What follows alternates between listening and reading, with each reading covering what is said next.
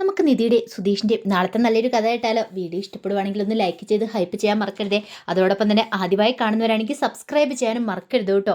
അങ്ങനെ ഒടുവിൽ നിധിയും സുധീഷും സുഭാഷും ഒക്കെ കുടുംബക്ഷേത്രത്തിലേക്ക് വന്ന് ഒട്ടും ഇഷ്ടപ്പെടുന്നുണ്ടായിരുന്നില്ല ലളിതയ്ക്ക്. ലളിതയ്ക്ക് ഭയങ്കര ദേഷ്യമായിരുന്നു. അതുമാത്രമല്ല, താമസിക്കാനായിട്ട് അവർ ഈ വീട്ടിലേക്ക് വന്നതും അങ്ങനെ ഒടുവിൽ ലളിത പിറുപിറുത്തോണ്ട് അവിടുത്തെ അടുക്കള പോയി ഓരോ ജോലികളൊക്കെ ചെയ്തുകൊണ്ടിരിക്കുകയാണ്. ഈ സമയത്ത് നിധി എന്ത് ചെയ്തു? നേരെ അടുക്കളയിലേക്ക് പോയി. അപ്പം നിധിക്ക് നന്നായിട്ട് തൊണ്ട വരളുന്നുണ്ടായിരുന്നു. കുറച്ച് ചൂടുവെള്ളം വെച്ച് കുടിച്ചാൽ കൊള്ളാമെന്നുണ്ട്.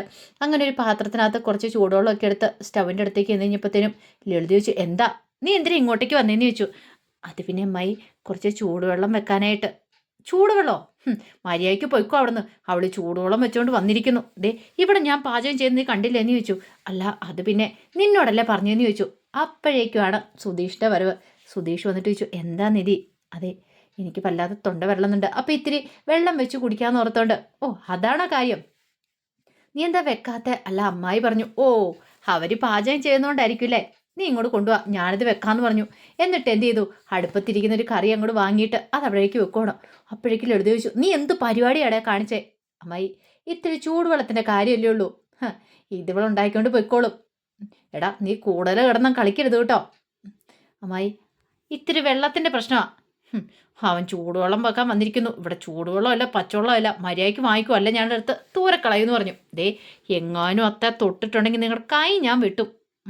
പറയുന്ന നിങ്ങളുടെ അനുസരിച്ചാൽ മതി. ഇത്തിരി വെള്ളമല്ലേ ഉള്ളൂ, അല്ലാതെ നിങ്ങളുടെ ആഹാരമൊന്നും എടുക്കാൻ വന്നൊന്നും അല്ലല്ലോ. ഇത് കേട്ട് കഴിഞ്ഞപ്പോൾ ലളിത പറഞ്ഞു, അല്ലെങ്കിൽ നിനക്കൊക്കെ ആരും വെച്ചുണ്ടാക്കി തരുന്നു. വേണമെങ്കിൽ മര്യാദയ്ക്ക് വെച്ചുണ്ടാക്കി കഴിക്കണം, അല്ലാതെ ഇവിടെ വെച്ചുണ്ടാക്കി തരാനായിട്ട് ആരും ഇല്ലയെന്ന് പറഞ്ഞു. അതൊക്കെ ഞങ്ങൾ എന്താണെന്ന് വെച്ചാൽ നോക്കിക്കൊള്ളാമെന്ന് പറഞ്ഞു. അങ്ങനെ നിധിയുടെ കയ്യിലേക്ക് വെള്ളം എടുത്ത് കൊടുക്കുകയാണ്, ചൂടുവെള്ളം. പിന്നീട് നിധി പറഞ്ഞു ബാന്നും പറഞ്ഞ് നിധിയെ കൂട്ടിക്കൊണ്ട് പോകുമ്പോഴത്തേനും ലളിതയ്ക്ക് അങ്ങോട്ട് പിറുപിറുക്കുവാണ്. ആ സമയം സുധീഷ് പറഞ്ഞു, ഇവരെ പൊല്ലുള്ള ആരുടെയൊക്കെ അടുത്തെ നമ്മൾ വെറുതെ ഇങ്ങനെ ഓരോ സംസാരിച്ചിട്ട് കാര്യമില്ല, കൊടുക്കേണ്ട പോലെ കൊടുക്കണമെന്ന് പറഞ്ഞു. അല്ല നമ്മൾ വൈകുന്നേരം എന്താ ഫുഡ് കഴിക്കണമെന്ന് ചോദിച്ചു. ഇവരൊക്കെ ഇവിടെ തയ്യാറാക്കുന്നുണ്ട്. അതൊക്കെ ഞാൻ വിളിച്ച് സെറ്റ് ചെയ്തോളാം, ആ കാര്യമൊന്നും ഓർത്ത് ടെൻഷൻ അടിക്കേണ്ടെന്ന് പറഞ്ഞു. അങ്ങനെ ഇത്തിരി സമയം കഴിഞ്ഞ് കഴിഞ്ഞപ്പം നിധി വെള്ളമൊക്കെ കുടിച്ചിട്ട് അവിടെ വരുമ്പോഴത്തേനും സുഭാഷും കൂടെ അങ്ങോട്ട് വന്നു. സുഭാഷ് വന്നിട്ട് ചോദിച്ചു, എന്തായിരുന്നു ഒരു ഒച്ചപ്പാടും ബഹളമൊക്കെ? ചൂടുവെള്ളം വെക്കുന്ന പ്രശ്നമായിരുന്നു പറഞ്ഞു. പിന്നീട് കാര്യങ്ങൾ പറയാണ്. സുഭാഷ് പറഞ്ഞു, അതെ മോളൊന്നും കാര്യമായിട്ട് എടുക്കണ്ട കേട്ടോ, അമ്മായിയുടെ സ്വഭാവം അറിയാവുന്നതല്ലേ? എനിക്കറിയാം സുഭാഷ് ചേട്ടാ, എനിക്ക് വിഷമമൊന്നും ആയില്ലെന്ന് പറഞ്ഞു. ആ സമയത്താണ് മണി ആഹാരമൊക്കെ വാങ്ങിച്ചുകൊണ്ട് വരുന്നത്. മണി ആഹാരം വാങ്ങിച്ചുകൊണ്ട് വന്നപ്പോൾ സുധീഷ് പറഞ്ഞു, ഞാനാ വിളിച്ചു പറഞ്ഞ് ആഹാരം വാങ്ങിച്ചുകൊണ്ട് വരണം നമുക്ക് കഴിക്കാനായിട്ട്. എന്താണെങ്കിലും ഇവിടെ വെച്ചുണ്ടാക്കും കാര്യങ്ങളൊന്നും നടക്കില്ലല്ലോ. സുഭാഷ് പറഞ്ഞു, ഞാൻ എന്നാലും ഉണ്ടാക്കിയാൽ മതിയായിരുന്നു. അതിൻ്റെ ഒന്നും ആവശ്യമില്ല സുഭാഷ് ചേട്ടാ. ഇവിടെ വന്നിട്ട് സുഭാഷ് ചേട്ടൻ ഇനി ഇവിടുത്തെ അടുക്കള കയറിയിട്ട് എല്ലാവർക്കും വെച്ച് വിളമ്പി കൊടുക്കാം. അതിൻ്റെ കാര്യം എന്താ, ഹോട്ടലിൽ നിന്ന് ഫുഡ് കിട്ടുമല്ലോ എന്ന് പറഞ്ഞു. ഈ സമയം എഴുതി ഓർത്തോണ്ടിരുന്ന എന്താ, തൊട്ടടുത്തങ്ങനെ നല്ല ഹോട്ടലൊന്നുമില്ല, നല്ല ഫുഡൊന്നും കിട്ടില്ല. പക്ഷേ മണിക്കറിയാവുന്ന ഹോട്ടലുണ്ടായിരുന്നു. അവിടെ നിന്ന് നല്ല ഫുഡ് തന്നെയാണ് മണി വാങ്ങിച്ചുകൊണ്ട് വന്നത്. പിന്നീട് മണിയോട് സുഭാഷോട് ബാ കൈ കഴുകിയിട്ട് വാ, നമുക്ക് ആഹാരം കഴിക്കാമെന്ന് പറഞ്ഞു. അത് വേണ്ട, ഞാൻ കഴിച്ചിട്ടാണ് വന്നത്, നിങ്ങൾ കഴിച്ചോളാൻ പറഞ്ഞിട്ട് മണിയോടെ നിൽക്കുക. അങ്ങനെ സുഭാഷ് എല്ലാവർക്കും ഉള്ള ആഹാരമൊക്കെ എടുത്തു. അപ്പോൾ ഡിസ്പോസബിൾ പ്ലേറ്റും കാര്യങ്ങളും എല്ലാം വാങ്ങിയിട്ടുണ്ടായിരുന്നു. അങ്ങനെ എല്ലാവർക്കും ആഹാരമൊക്കെ വിളമ്പി വെച്ചു. ഈ സമയത്തും ഭാസ്കരൻ എത്തിയിട്ടുണ്ടായിരുന്നില്ല. അങ്ങനെ കഴിക്കാൻ തുടങ്ങി. നികേഷ് പറഞ്ഞു, കൊള്ളാലോ, നല്ല സൂപ്പർ ടേസ്റ്റ് ആണല്ലോ എന്ന് പറഞ്ഞു.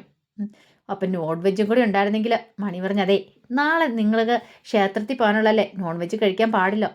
അതങ്ങ് ഞാനങ്ങോട്ട് മറന്നെന്ന് പറഞ്ഞു നികേഷ്. അല്ല സുഭാഷ് ചേട്ടാ, ഇത്ര നല്ല ടേസ്റ്റോടുകൂടി വെജ് ആഹാരമൊക്കെ ഉണ്ടാക്കാമല്ലേ, എന്നിട്ട് സുഭാഷ് ചേട്ടൻ ഇതുപോലത്തെ കറികളൊന്നും ഉണ്ടാക്കാതെ? അത് കേട്ടപ്പോൾ സുഭാഷ് ഇങ്ങനെ നോക്കി. ആ സമയം നികേഷ് പറഞ്ഞു, അയ്യോ ഞാൻ വെറുതെ ഒന്ന് പറഞ്ഞെന്നുള്ളൂ എന്ന് പറഞ്ഞു. അപ്പോഴേക്കും മണി ചോദിച്ചു, അല്ല സുഭാഷ് അല്ലേ മൂത്തതെന്ന് പറഞ്ഞേ, എന്നിട്ട് സുധീഷാണോ കല്യാണം കഴിച്ചതെന്ന് ചോദിച്ചാൽ ആദ്യം. അത് കേട്ടപ്പോൾ സുഭാഷിൻ്റെ മുഖമൊക്കെ അങ്ങോട്ട് മാറി. ആ സമയം ഹരീഷ് പറഞ്ഞു, അതിപ്പോൾ ചേട്ടൻ കിട്ടിയാലും അണിയും കിട്ടിയാലും കുഴപ്പമൊന്നുമില്ല, ആരുടെയും കല്യാണം കഴിഞ്ഞാൽ പോരെ. ചേട്ടന് വേറെ കല്യാണമൊക്കെ പറയുന്നുണ്ട്, ഉടനെ എൻ്റെ ചേട്ടനെ കല്യാണം നടക്കുമെന്ന് പറഞ്ഞു. അയ്യോ അങ്ങനെയൊന്നും വിചാരിക്കരുത് കേട്ടോ, ഞാൻ വെറുതെ അങ്ങ് ചോദിച്ചെന്നോ ഉള്ളെന്ന് പറഞ്ഞു. അപ്പോഴാണ് സുനന്ദ ഇറങ്ങി വരുന്നത്. സുനന്ദയുടെ കൂടെ അശ്വിനും ഉണ്ടായിരുന്നു. സുനന്ദ വന്നിട്ട് ചോദിച്ചു, നിങ്ങൾ ആഹാരം കഴിക്കാൻ തുടങ്ങിയോ? അല്ല ഇവിടെ ആഹാരം ഉണ്ടാക്കിയിട്ടുണ്ടായിരുന്നല്ലോ. സുധീഷ് പറഞ്ഞു, അത് നിങ്ങളുടെ അമ്മയ്ക്ക് പോലും തികയത്തില്ല, അല്ലെങ്കിലും ആ ആഹാരത്തിൽ കൂടി ഞങ്ങൾക്ക് തരുമെന്ന് ഓർത്താണോ? ഒരിക്കലും ഇല്ല, നിനക്ക് വേറെ പണിയൊന്നുമില്ലേ സുനന്ദയെന്ന് ചോദിച്ചു. സുനന്ദ പറഞ്ഞു, അല്ല അത് പിന്നെ. അപ്പോഴേക്ക് സുഭാഷ് പറഞ്ഞു, ഞങ്ങൾ ആഹാരം പുറത്തുനിന്ന് മേടിച്ച് കഴിക്കുന്നുണ്ട്, നീ കഴിച്ചോ? ഇല്ല, എങ്കിൽ ഇത്തിരി കഴിക്കാൻ പറഞ്ഞു. അശ്വിനോടും കൂടെ കഴിക്കാൻ പറഞ്ഞു. ഒരു പാത്രത്തിനകത്തേക്ക് കുറച്ചെടുത്ത് കൊടുക്കുകയാണ് രണ്ടുപേർക്കും കൂടെ. അങ്ങനെ രണ്ടുപേരും കൂടെ കഴിച്ചു. നല്ല ടേസ്റ്റാണെന്ന് പറഞ്ഞ് കഴിക്കുകയാണ്. ആ സമയമാണ് ലളിതയുടെ വരവ്. ലളിത വന്നിട്ട് ചോദിച്ചു, എന്തായി കാണിക്കണേ? നീ ഇവിടെ ഇരുന്ന് കഴിക്കുകയാണോ? മോനെ അശ്വിനെ, നിങ്ങൾക്ക് വേണ്ടിയിട്ടല്ലേ അമ്മ അടുക്കളയിൽ ഫുഡ് ഉണ്ടാക്കിയെന്ന് ചോദിച്ചു. അപ്പോഴേക്ക് സുധീഷ് പറഞ്ഞു, കഞ്ഞിയും പയറും ഉണ്ടാക്കി വെച്ചിട്ടുണ്ട് കഴിക്കാൻ വേണ്ടിയിട്ട്. ഇതാ കഞ്ഞിയും പയറും ഒന്നുമല്ല, നല്ല അടിപൊളി ഫുഡാന്ന് പറഞ്ഞു. അപ്പോഴേക്കും അശ്വിൻ പറഞ്ഞു, ഞങ്ങൾ വന്ന് കഴിച്ചോളാമേ, ഇത് ഇവർക്ക് വെറുതെ ഒരു കമ്പനി കൊടുക്കാനായിട്ട്. ദേ പെട്ടെന്ന് അങ്ങോട്ടേക്ക് വാ സുനിത, നീ വേണ്ട കാര്യങ്ങളൊക്കെ പറഞ്ഞു കൊടുക്കാനായിട്ട്, നിനക്കറിയില്ല എന്നൊക്കെ ചോദിച്ച് ദേഷ്യപ്പെട്ടു.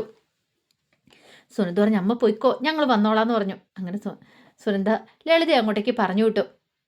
പിന്നീട് സുനിത പറഞ്ഞു, അതെ ഇത് കഴിച്ചിട്ട് പോയാൽ മതി അശ്വിൻ ചേട്ടാന്ന് പറഞ്ഞു. അങ്ങനെ രണ്ടുപേരും കൂടെ സന്തോഷത്തോട് കൂടിയിട്ട് സുഭാഷിൻ്റെയൊക്കെ അരിയിരുന്ന് ഫുഡ് കഴിച്ചിട്ടാണ് എഴുന്നേറ്റ് പോകുന്നത്.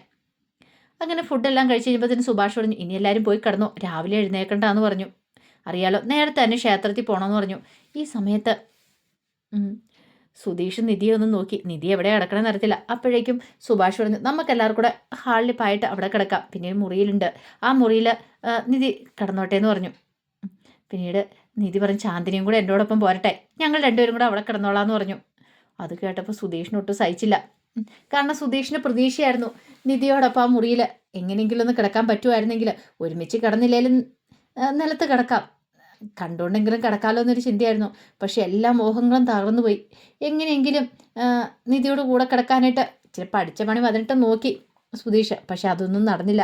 ചാന്ദിനി ഉള്ളതുകൊണ്ട് നടന്നുമില്ല. അത് മാത്രമല്ല ഹരീഷ് പറഞ്ഞു, അതെ നിധിയടുത്ത് പഴയതുപോലെയല്ല, നിധിയടുത്ത് പേടിയും കാര്യങ്ങളൊന്നും ഇല്ല, ഇനിയിപ്പം ഉണ്ടെങ്കിലും ചാന്ദിനി ഉണ്ടല്ലോ കൂട്ട്, അതുകൊണ്ട് സുധീഷാണ് അങ്ങോട്ടേക്ക് പോകണ്ടെന്ന് പറഞ്ഞു. ഹരീഷ് അത് പറഞ്ഞപ്പോൾ സുധീഷിന് നല്ല ദേഷ്യവും സങ്കടം വന്നു. അങ്ങനെ നിധിയും ചാന്ദിനിയും കൂടെ കിടക്കാനായിട്ട് അങ്ങോട്ട് പോയി കഴിയുമ്പോഴത്തേനും സുധീഷ് പറഞ്ഞു, എടാ എനിക്കൊരു അവസരം കിട്ടിക്കഴിഞ്ഞിട്ടുണ്ടെങ്കിൽ അത് വിനിയോഗിക്കാൻ എന്നെ സമ്മതിക്കില്ല എന്നൊക്കെ പറഞ്ഞുകൊണ്ട് ദേഷ്യപ്പെടുവാണ്. ആ സമയം ചാന്ദിനി പറഞ്ഞു, ഞാൻ കുറച്ച് വെള്ളം എടുത്തുകൊണ്ടിരാന്ന് പറഞ്ഞുകൊണ്ട് അടുക്കളയിലേക്ക് അങ്ങോട്ട് പോയി. അങ്ങനെ നിധി മുറിയിലേക്ക് കയറിപ്പോയി. ഇത്തിരി കഴിഞ്ഞപ്പോഴത്തേക്കും ലളിത ഇവിടെ വന്നു. ലളിത വന്ന് നോക്കിക്കഴിഞ്ഞപ്പോൾ ഹാളിൽ എല്ലാവരും കിടക്കുന്നു, സുധീഷും ഉണ്ട്. അപ്പോൾ നിധി സുധീഷും കൂടെ ഒരുമിച്ചല്ല കിടക്കുന്നത്, അവരുടെ കല്യാണം കഴിഞ്ഞാണല്ലോ. പെട്ടെന്ന് ലളിത എന്ത് ചെയ്തു, നിധി കിടക്കുന്ന മുറിയുടെ വാതിലിൽ പോയി മുട്ടുവാണ്. അപ്പോഴേക്കും നിധി വന്ന് കഥ തുറന്നു. എന്താ അമ്മായി, എന്താ കാര്യം? അല്ല നീ എന്താ അവിടെ തനിച്ചാണ് കിടക്കണേന്ന് ചോദിച്ചു. അതെന്താ? അല്ല സുധീഷ് അവരോട് കൂടെ കിടക്കുന്നുണ്ടോ, അതെന്താ അങ്ങനെ കിടക്കണേ? നിങ്ങൾ രണ്ട് ഭാര്യ ഭർത്താക്കന്മാരല്ലേ, ഒന്നിച്ചല്ലേ കിടക്കണേ?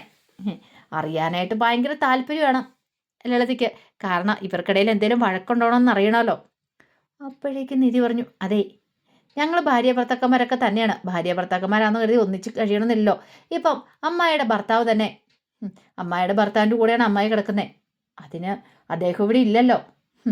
അതെ ചില സാഹചര്യങ്ങൾ വരുമ്പോൾ എല്ലാവരും ഇങ്ങനെയാ, മാറിക്കിടക്കേണ്ട സാഹചര്യം വരുമ്പോൾ മാറിക്കിടക്കും എന്നും പറഞ്ഞുകൊണ്ട് എപ്പോഴും ഒരുമിച്ച് കിടക്കണം നിർബന്ധം ഉണ്ടോയെന്ന് ചോദിച്ചു.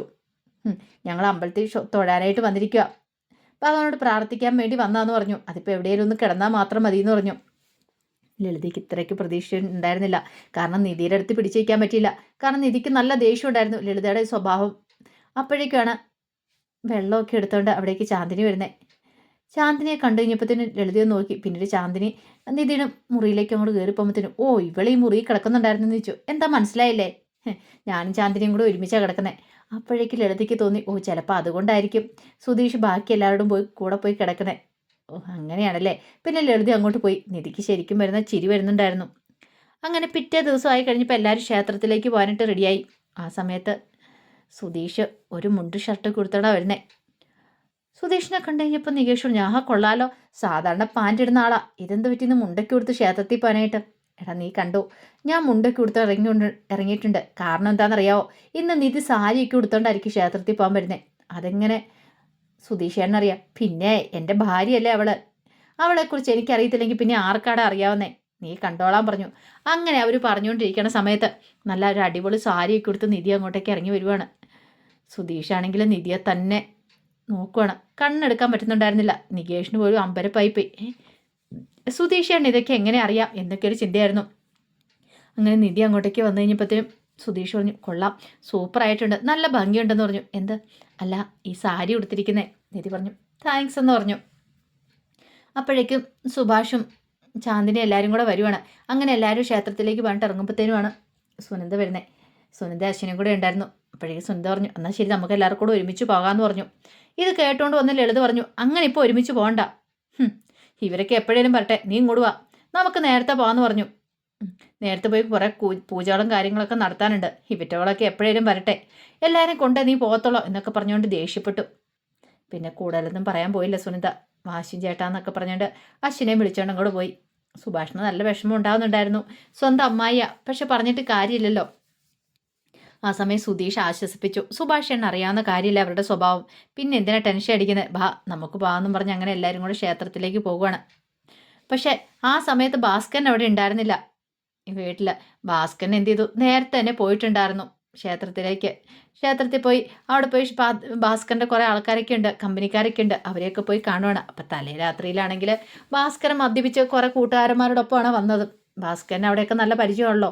ഭാസ്കരൻ്റെ തറവാട്ട് വക ക്ഷേത്രം കാര്യങ്ങളോ, അത് മാത്രമല്ല അവിടെ ഇഷ്ടംപോലെ ഫ്രണ്ട്സും കാര്യങ്ങളൊക്കെ ഭാസ്കരൻ ഉണ്ടായിരുന്നു. അതുകൊണ്ട് ഭാസ്കരൻ അവിടെ ഒരു അപരിചിതത്വം തോന്നിയതും ഉണ്ടായിരുന്നില്ല. അപ്പോൾ അതിൻ്റെ കഥകളൊക്കെയാണ് നാളെ കാണുന്നത്. ആ വിശേഷങ്ങൾക്കായി നമുക്ക് എല്ലാവർക്കും കാത്തിരിക്കാം കേട്ടോ. ഒരിക്കൽ കൂടി എല്ലാവർക്കും ശുഭദിനം നേർന്നുകൊണ്ട് നിർത്തുന്നു. നന്ദി.